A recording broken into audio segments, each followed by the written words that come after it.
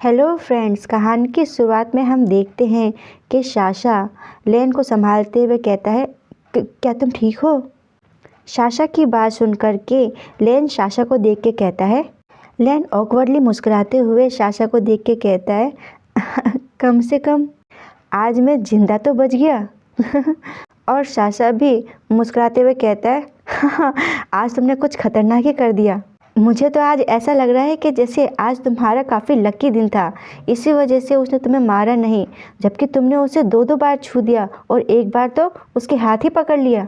फिर लेन आगे चलते हुए कहता है, ये मेरा सिर्फ एक अनुमान है, पर पता नहीं क्यों, पर मुझे ऐसा लगता है कि वह मुझे शारीरिक रूप से कोई नुकसान नहीं पहुंचाएगा।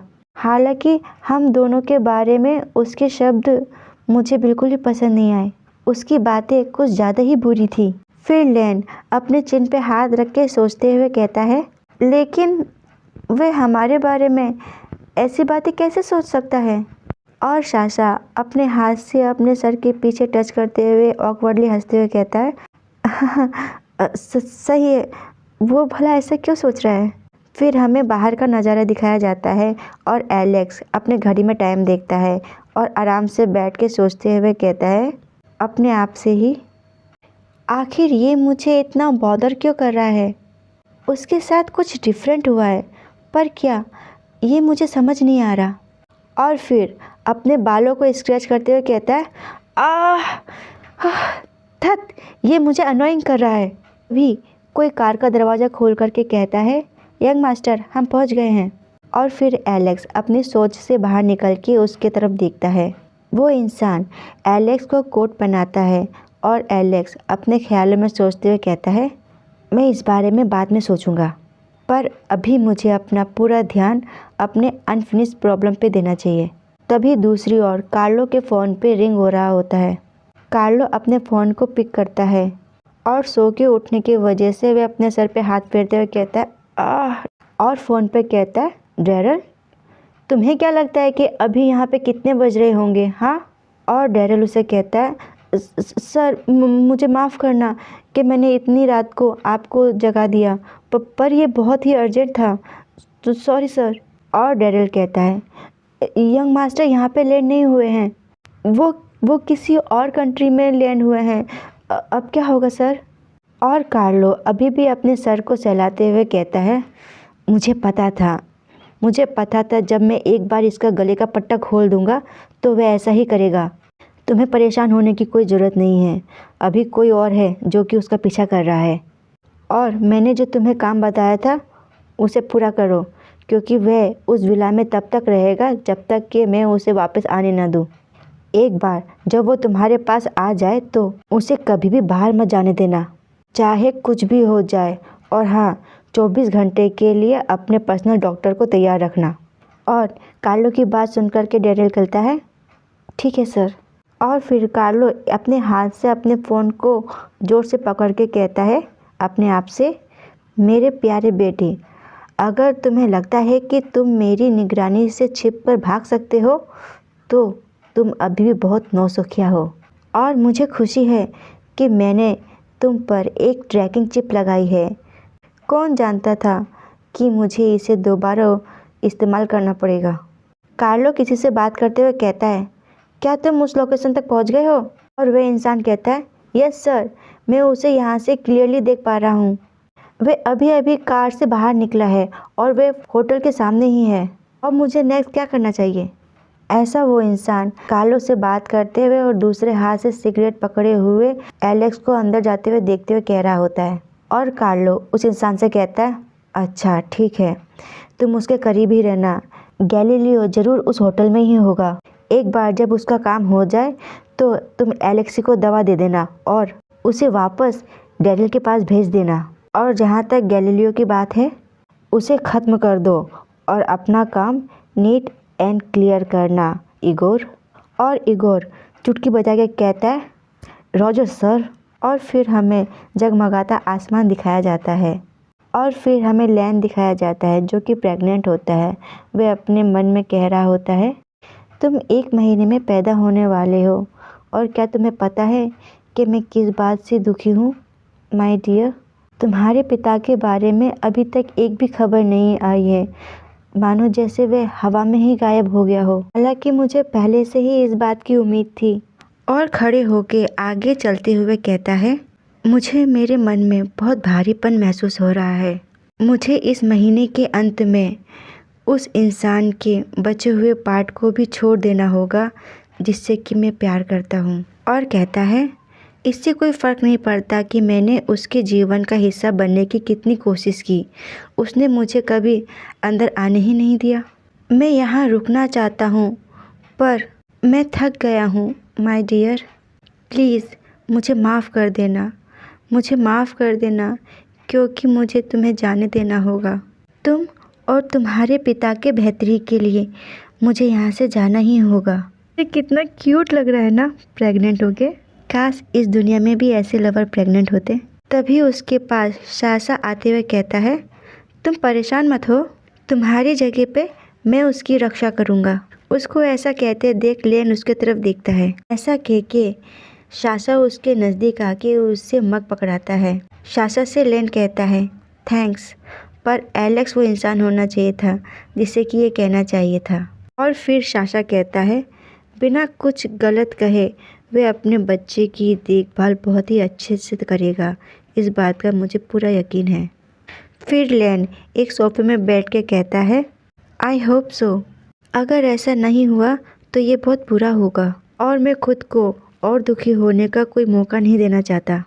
मुझे पहले से ही पता है कि वे किस तरह का व्यक्ति है। और फिर सासा लेन से कहता है, अगर संयोगवश मान लो कि उसने अगर तुम्हें कहा कि तुम रुक जाओ तो क्या तुम रुकोगे?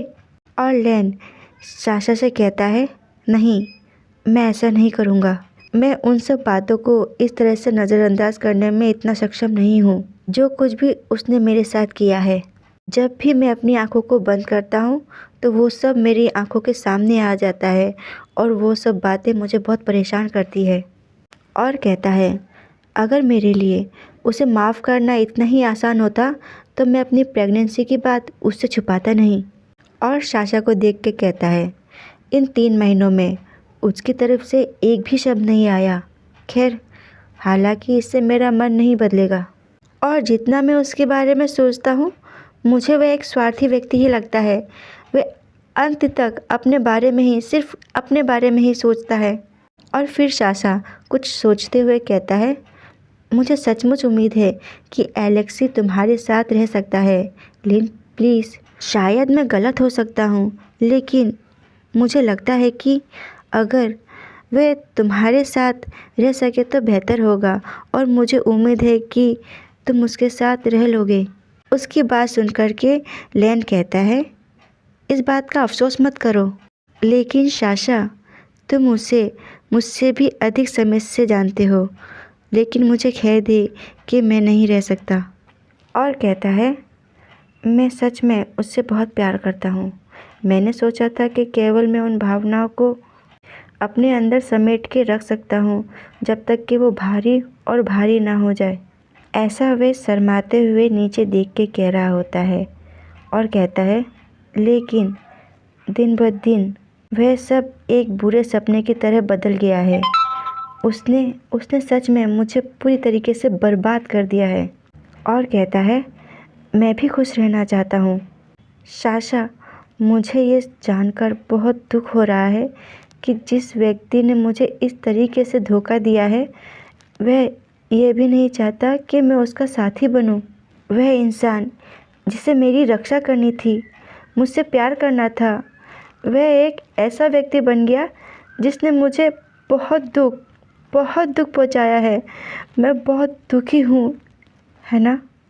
और कहता है साशा को देख करके, हाँ, मेरी लाइफ कभी भी परफेक्ट नहीं रही है, लेकिन कभी भी मैंने इस तरह के टूटे दिल का अनुभव नहीं किया था। और अपने मन में कहता है, ये जानने के बाद कि मेरा परिवार मेरा वास्तविक परिवार नहीं है, तब से मैं बहुत अकेला महसूस कर रहा था। और जब मुझे पता चला कि वो मेरा फेटेड मेट है तो मुझे बहुत खुशी हुई। लेकिन सच्चाई बहुत ही बदसूरत है। उसके साथ रहने से तो बेहतर है कि मैं अकेला ही रहता। और फिर लेन साशा से कहता है, अगर एलेक्सी और मैं अलग अलग परिस्थितियों में मिले होते तो इसका इतना बुरा तो अंत नहीं होता, है ना? तुम्हें क्या लगता है साशा? और फिर साशा लेन से कहता है, ये सब चीज़ अभी भी अलग होते अगर तुम शुरू से ही उसके साथ होनेस्ट होते तो। हालांकि मैं तुम्हें इस बात के लिए दोष नहीं दे रहा हूँ, तुम दोनों ही एक दूसरे को अच्छी तरीके से नहीं जान पाए और इस बात का जिम्मेदार कहीं ना कहीं मैं भी हूँ। मैं तुम लोगों की मदद नहीं कर पाया। और फिर लेन उससे कहता है, उसके हाथ को टच करते हुए, ऐसा मत कहो, ऐसा नहीं है कि तुम्हारे पास कोई विकल्प था, पर अब मेरे लिए विश्वास बनाना बहुत मुश्किल है साशा। मेरे मन में तो उससे सब कुछ बताने का ख्याल कई बार आया, लेकिन उसका स्वभाव मुझे डराता था। क्या मेरी ईमानदारी उसे बदल देगी? नहीं, अब मुझे और उस पर यकीन नहीं है। और फिर साशा उससे कहता है, तुमने काफ़ी कोशिश कर ली, बस अब तुम अपने बारे में सोचो। अगर ऐसा ही करना तुम्हें खुश रखता है तो बस इसे जारी रखो और कभी पीछे मुड़ के मत देखना। और फिर लिन आगे बढ़ते हुए कहता है, हाँ हाँ, मैं ऐसा ही करूँगा, थैंक्स।